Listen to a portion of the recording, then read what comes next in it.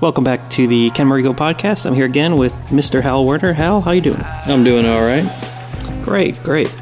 Well, we were talking earlier about Twitter and how you mentioned to me that you don't need links for all of your tweets and that you're sort of gaining steam with your Twitter followers and responding to people, and you're having some good results, and you're kind of telling me some of the tricks that you had up your sleeve. And one of the things I thought was kind of funny was that you mentioned something that seemed to me like it was sort of like a shock tweet, almost like a shock jock, where you said something controversial and people responded to you, and right. You didn't include any links. And Yeah.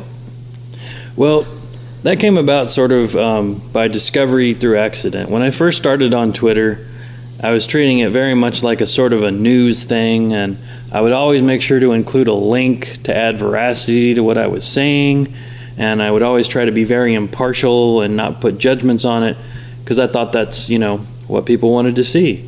And I had very low engagement, and I thought, hey, maybe Twitter's not this amazing thing. But every once in a while, I would stumble across something that was so obviously ridiculous or aggravating that I would just put my own opinion out there about it and not necessarily link it. And that's when I discovered that, when I discovered that those did a lot better. I would get a lot more engagement with those, a lot more retweets, a lot more people responding to me. And so I thought, well, maybe I can try this a little more. And so over time, I sort of learned that some of my best performing stuff was where I was really, first of all, not using links, because let's face it, when you're looking at Twitter, you're scanning through a feed. You're just looking and looking and looking and looking and going and going. And unless something really catches your eye, you don't want to click through. And even if you do click through, it might take forever to load, so you end up going back. But it's really easy for people to engage with tweets that are simple statements. And so I think that's part of it. And I think the other part of it is, if you have something that is really incredible, that's really annoying to you, or something that's just so obviously being done in a poor way, there's probably other people that think the same thing as you, and like to have their opinions validated. Right, and I think a lot of that too is sort of the typical things that you think about, right? Politics. Yeah. Say something about politics, religion, and sort of the typical trigger points, right? Right. I mean, those particular ones I personally try to stay away from, because a great deal of my Twitter presence is more based on professional things, but even a lot of those items people can relate to.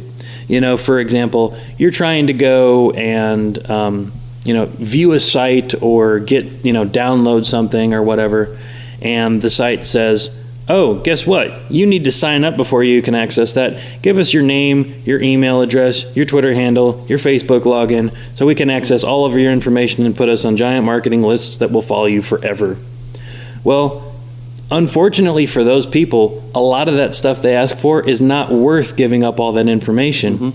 And so at one time I said something to the effect of, if one more company asks me for my email address in order to see some inane little thing, I'm going to report them to the Better Business Bureau. And that's not a valid Better Business Bureau complaint, and in truth, I'm not actually going to do it. But what was true was the sentiment that people, in general, are sick to death of every single site and thing you go to demanding your personal information to access anything of any kind.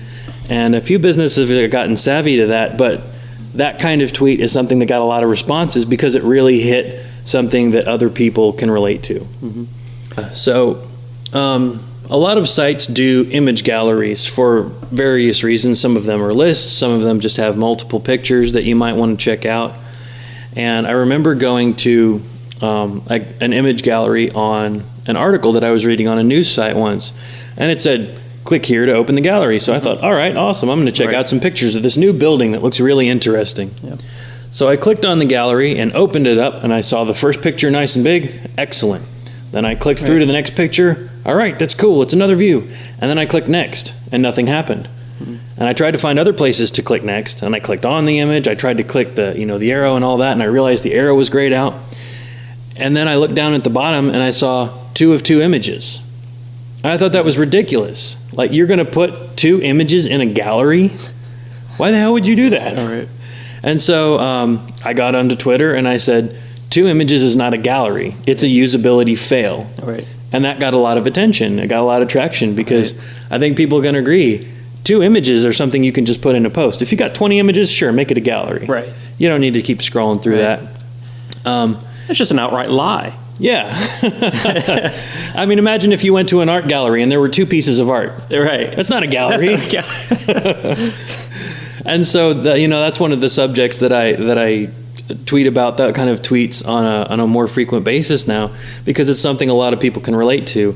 Not only people in usability-oriented professions and designers that have interactions with it, but just everyday people.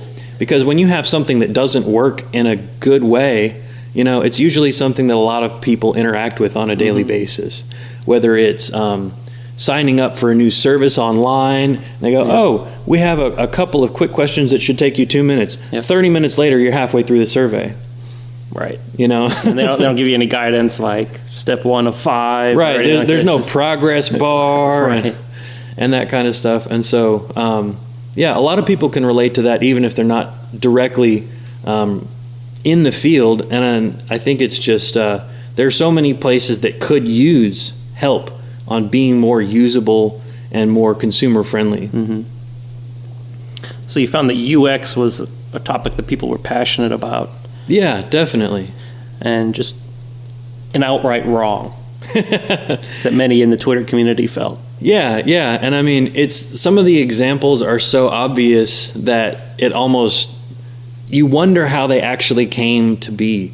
I went to a support page on a website once, which was extremely hard to find in the first place. Right. And, it said, the page said report an issue. That was the title of the page, was report an issue. Right. So I scrolled down past the title so I could report my issue, and there was no form to report my issue. There was no phone number to call. There was no email address to email anybody about my issue. There was literally not a single way I could report my issue. Right. All it said was, if you're having an issue, go to this other page that doesn't work. And that's probably the single most useless page that I've seen on just about any website. Right. It completely fails to perform the function as advertised. Yeah. And I can't think of a bigger fail than that, hardly. So I think that might be a tip then. It's just to kind of spot outright lies and wrongs and do it in a creative way. Because Hal, you're a copywriter, so like when you do a tweet, it's crafted with love. Yes. It's got some flavor. It does. It's not just a boring tweet, hey, there's something wrong here. No. You put on the pepper. Yes, I let them know it. I put a little spice on it. So I think if you're crafty with your words on Twitter within those 140 characters, right, I think you might be able to get a response. Well, anyway, good companies would respond to you, I think, and then people who are probably active in Twitter and are savvy with Twitter would get back to you. Yeah, and that's part of the beauty of it. It's not just necessarily me venting. It may have started that way for certain things, but there's many things that can happen with it. Right. One thing that if the company is actually paying attention, because I tend to try to tag them if I can find their Twitter handle, because I don't want it to just be a problem. I want it to be fixed. I'm not just complaining to complain. Right. It's something that I want someone to handle. Right. And so, like you said, a savvy company will take a look at that once they find out it's an issue and either fix it or get back to me and ask me more about the problem. Yeah. And so I think that's a fine line between, spotting an outright wrong and complaining. Because there's a lot of people on Twitter that complain. Oh, yeah. And I know I had a coworker one time, he complained about what was it, Chipotle, like his lunch kind of fell through the bag. And he sort of complained about it on Twitter, and then the Chipotle people got back to him and said hey, look, if you have a problem, please go back to the store and go to them and have them fix it. Don't make a big stink on Twitter.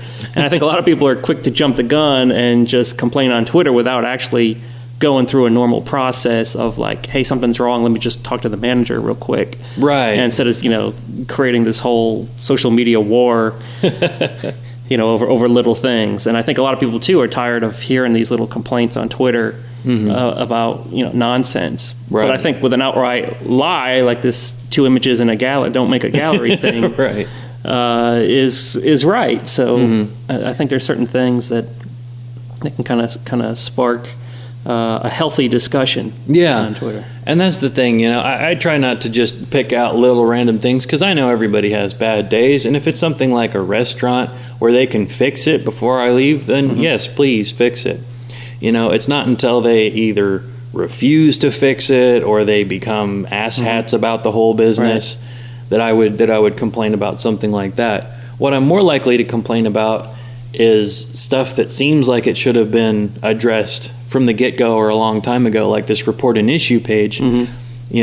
That's not about, somebody mismade the burrito today. That's about, we built a site and we created a page that sets an expectation and completely failed to meet the expectation. Right. The page had one purpose, and it did not complete that one very simple purpose. Right. And so I think that's a better measure of it. It's certainly not about being an internet troll, because we have plenty of those and we don't need any more. Exactly. We don't need any more of those. So definitely being constructive and understanding that from time to time things go down. But like you said, definitely having a creative flair to it is going to be a lot more helpful. I didn't say, I noticed this page had an error and should probably be reported to the proper authorities. And then, you say something with a little flavor. And then also, too, like a lot of these people are looking at cloud scores and stuff. I know, Hal, you're like a cloud score god, and you are up there. I don't know if I'd say I'm a You're cloud on Mount score Olympus. God, You're on Mount Olympus in the cloud universe. It's healthy. So, and a lot of these social media power tools include the cloud score measurement. So when these people respond, they're like, "Hey, look, Hal has a cloud score of 10 million. Yeah, we should get back to this guy because when he makes a stink, the earth shakes." Yeah, there we go. It's true, and there are all kinds of plugins and many programs and apps that can tie cloud scores and other measurements like that onto your profile in different places, so people can have a better idea of how important you are online. Right. And so, if you do these things to get some more of those interactions, then those scores are most likely going to go up in most cases, and you're gonna hold more weight, and it's sort of a self-perpetuating cycle. So, you do these things to get more engagement. The engagement raises your score, and by raising your score, you can even raise your engagement more. Right. So it snowballs up. Right. Well, this has been great, Hal. Thanks for sharing your tips here. How can people reach you? Well, I'm on Twitter, naturally, at Hal Werner. That's HALWERNER. And they can also find me online at halwerner.com. Great. And I'll also have links to Hal's blog and Twitter on the blog post. Just go to kenmarico.com. Thanks for listening.